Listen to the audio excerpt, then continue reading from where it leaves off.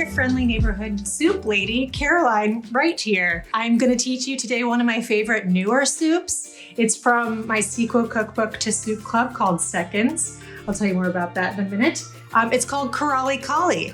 It's a Southern Indian sort of stew that's made with cauliflower and white sweet potatoes and some really, really cool spices that if you haven't tried them before, this is a great time to start. You start with some coconut oil. We finish with some coconut cream. It has some chickpea flour in it to give it some protein, to make it hearty and stick in your stomach. We make a nice little blended mixture, as is the base of many curries, of onion, garlic, and ginger.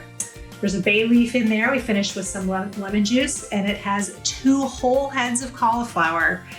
We break them down in a cool way, and 2 white sweet potatoes in it.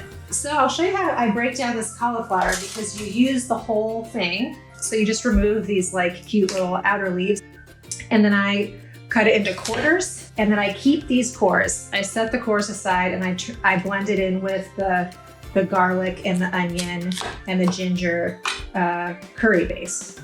So there you go. You just do that with the rest of the cauliflower, and then we'll move on to the rest. I'll show you how to make the rest. So now that we've done that little bit of prep with those heads of cauliflower, I blend the cores of the cauliflower up with the garlic and the ginger, and the onion, and I make this sort of applesauce looking puree. I swear it's not applesauce, it's definitely onion. Little smoothie-like texture. That goes at the base of the curry. But we start with melting some coconut oil. All right, to this hot coconut oil, we add, these are nigella seeds, which are like onion seeds. They're also called black kalanji seeds, or sometimes black cumin seeds. They have a sort of oregano flavor. I mean, if you can find them, online or at a favorite spice shop that has Indian spices, I highly recommend that you don't skip them. This is garam masala, which you could also find at an Indian store. It's another mix like a curry, but you use it at the beginning of this recipe.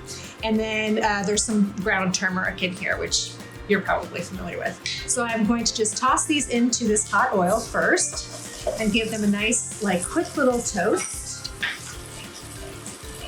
And now I'm going to carefully add this onion puree with the cauliflower cores in it, and you'll see it'll kind of thicken. And then to that mixture too, that's when the chickpea flour goes in. I think of this a little bit like a roux, but you just stir it all together. It's okay if there are a few lumps. Saw how I transformed the cauliflower cores, so what we're left with are these enormous, lovely, chunky florets. I'm gonna go ahead and add those. And our 2 sweet potatoes. You'll notice that these are kind of humorously large chunks of potato, as are humorously large chunks of cauliflower.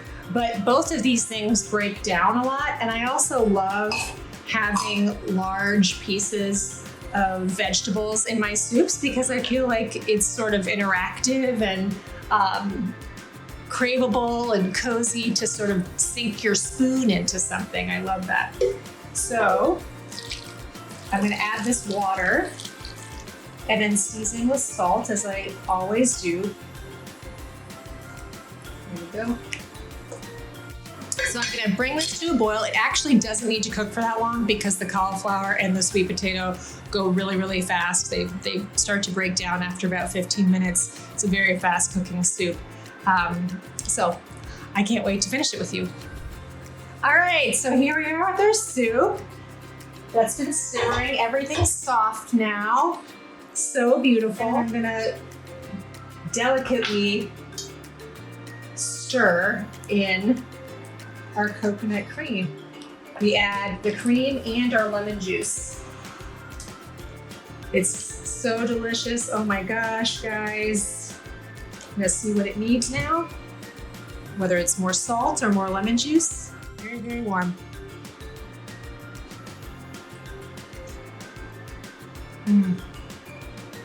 Those nigella seeds. Can't beat them. So good. Maybe a little salt and a little more lemon juice. But that really is to taste. So that's where you as the soup cook get to decide. For this one, I also love to serve it like over rice or, you know, with some naan maybe. But it's really lovely to get a nice big chunk of cauliflower and a nice big chunk of potato, which I just like sink my ladle into and break up into large pieces. So lovely. And so I'll just top it with some cashews because that's where I like to add some protein to it. And I think it's a lovely complement. This recipe is from Seconds on page 20. You can only get Seconds, this book, from booklarder.com, a signed copy no less. It's my local bookstore, but I just wanted to keep the soup love in Seattle. I do a lot of events with them and I just love the store. So I hope you'll support them and me by buying this copy and joining me here again next week on soupclubcookbook.com or follow me on my YouTube channel and subscribe. Can't wait to see you again soon.